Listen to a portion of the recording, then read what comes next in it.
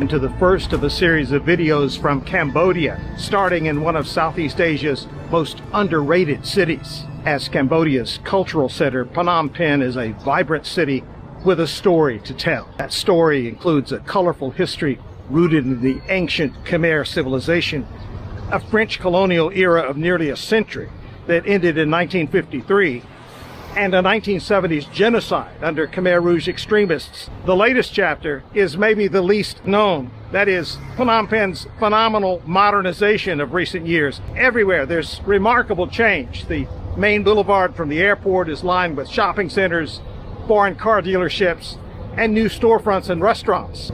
There are whole clusters of skyscrapers that didn't exist 5 years ago. Ditto on the opposite banks of the Tonle Sap River, near where it empties into the Mekong.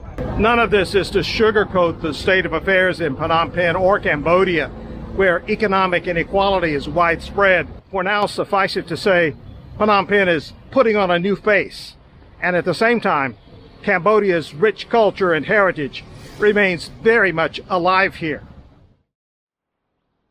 If you want a sense of Phnom Penh from its beginning 650 years ago, there's no better place than this small hill in the middle of the city. This is Wat Phnom Historical Park, home to Wat Phnom, the Buddhist temple built at the city's inception in the year 1372. In the Khmer language, Wat Phnom means hilltop pagoda. The name Phnom Penh is tied to this temple and this hill. Arrived at the steps to make it up this historic hill.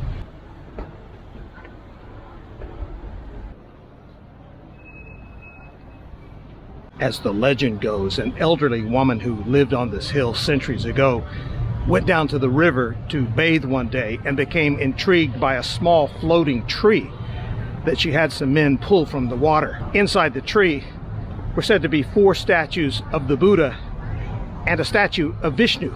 Locals took it as an omen, and at the woman's urging, they built a small wooden temple on the hilltop to house the statues. That was the beginning of Wat Phnom. The woman's name was Penh, or as she's become known through generations of Cambodian lore, Lady Penh. Hence the city's name, Phnom Penh. This temple isn't the largest or the grandest of the many Wats in Phnom Penh. It is arguably the most significant, given its importance to the city's history. The sanctuary that is quite impressive despite its relative small size has been rebuilt several times, once in the 19th century, and it was renovated in the 1920s.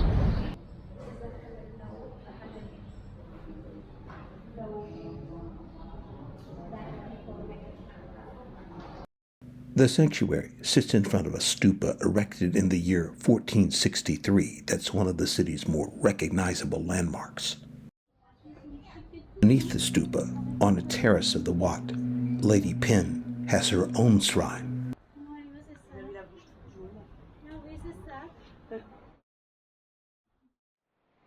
I've come to Cambodia's Royal Palace, a beautiful walled complex of Khmer-style architecture facing the city's riverfront. This sprawling campus is home to Cambodia's royal family, and about half of it, the parts outside the family's residence, is open to the public. You can take all the photos you want on the grounds, but I'm sorry to say that no photos or videos are allowed inside some of the more important buildings, including the one I'm approaching, the throne hall. There are not 1, but 3 thrones inside this building, each of them serving an express purpose depending on the occasion. For example, tradition dictates that newly inaugurated kings must sit on a specific one of these thrones upon being installed. Of course, inaugurals here are rare. The current king, Norodom Sihamoni, has held the throne since 2004. This vantage point on the north side of Throne Hall, everything that you see is off limits to the public. There's a beautiful pagoda at one end, a smaller yet equally beautiful pagoda in the middle, and on the far side, the far left of this pan, you see the residential palace itself, very huge and very beautiful. It may not be the prettiest on these grounds, but you've got to love the backstory of the one that you see behind me. This is the Napoleon III Pagoda, named for Napoleon III of France, who gifted this to King Norodom in the 1870s. The building was originally built for the inauguration of the Suez Canal in 1869. It was dismantled, shipped to Cambodia in pieces in 1876.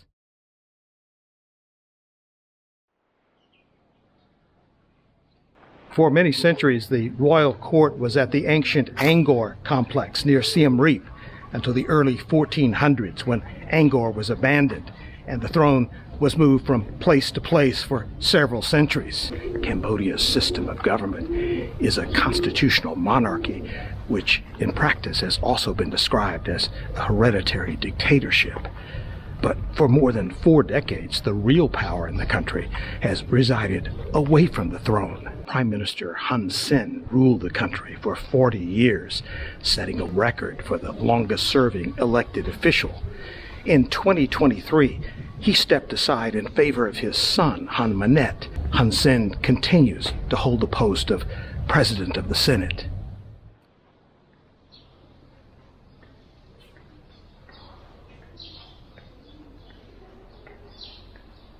Here in the compartmentalized south part of the palace complex is one of the more popular buildings accessible to the public, the Silver Pagoda.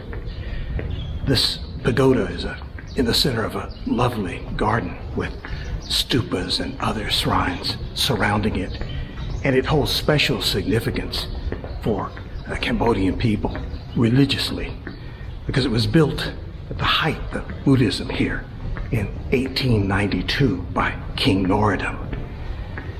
It has also become the home to a very famous relic that is precious to many devout Buddhists in Cambodia, and that is the Emerald Buddha, which is housed inside.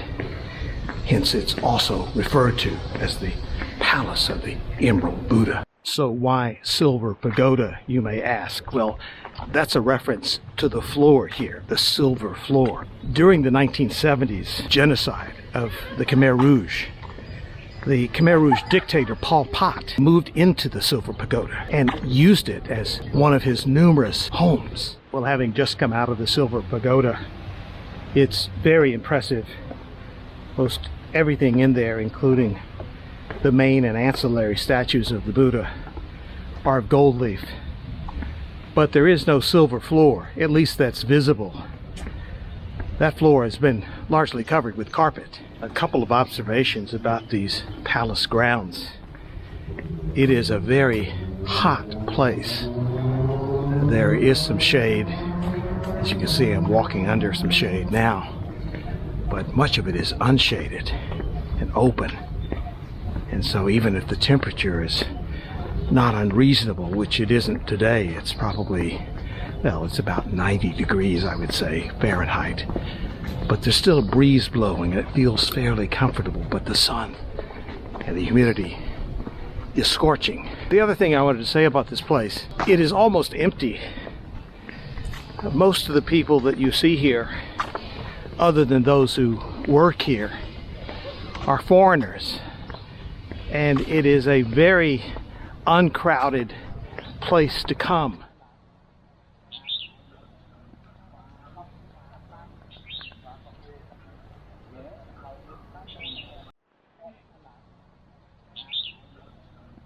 It's very pleasant to be walking around in such a historic place with no crowds. It adds to the tranquility. It makes being here a delight. You sense that the mere fact that you're here is sort of a point of privilege.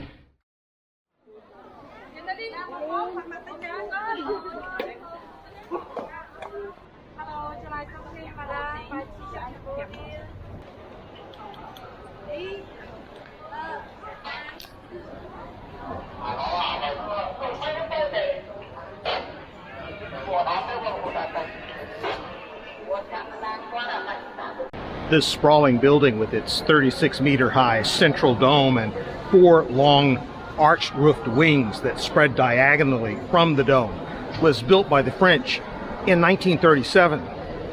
Of course, this was during the French colonial era, and after all these years and a couple of major renovations, it's still a thing to behold. This market is popular with both tourists and locals. You see a lot of souvenir merchants here hawking everything from t-shirts and postcards to curio items and clothing. And you see a lot of these. This is a krama, very traditional in Cambodia. It's a kind of jack-of-all-trades garment. Normally we use it for the cover at the neck. You can use like cover the head like this. And some men they use for like towels, cover on the body. Whenever we take showers, we wrap around here like this. Yeah, whenever we take showers, and we are in a sweat, we can clean our face like this. You can use any way, many ways. I've heard that certain practitioners of the martial arts, Bokatao, in Cambodia, also use these. Is that true? Yes. Bokatao. This is the Cambodian scalp. Yeah. And how much do you sell these for? It costs $2. $2? Wow. Yes, $2. The French started plans to build this place back in the 1920s when Phnom Penh was going through a growth surge. But it didn't get built until much later, mostly because of the Great Depression. It was built on former marshland that was filled in on what was then Phnom Penh's Chinatown. This market has been a beloved landmark for nearly 90 years here, except for when the Thais bombed it in 1941 during the brief Franco-Thai War. After the war, the building was repaired and renovated, and it's been rocking ever since. To address the increasing demand here, more space was needed. And so the original gardens, planted gardens that had been constructed between the 4 wings of this building became additional market space. And each of those 4 filled-in areas have several aisles of markets in them, so that the place has become like a spider web, spread out all over the place.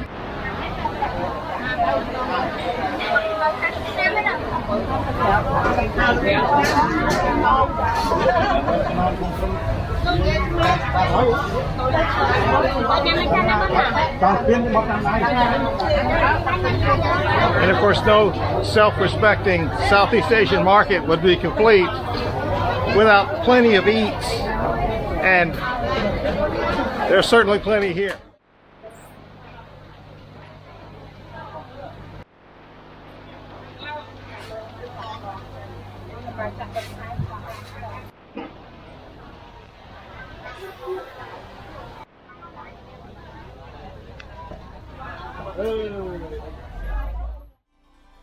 Next, inspirational calm in a city scarred by genocide.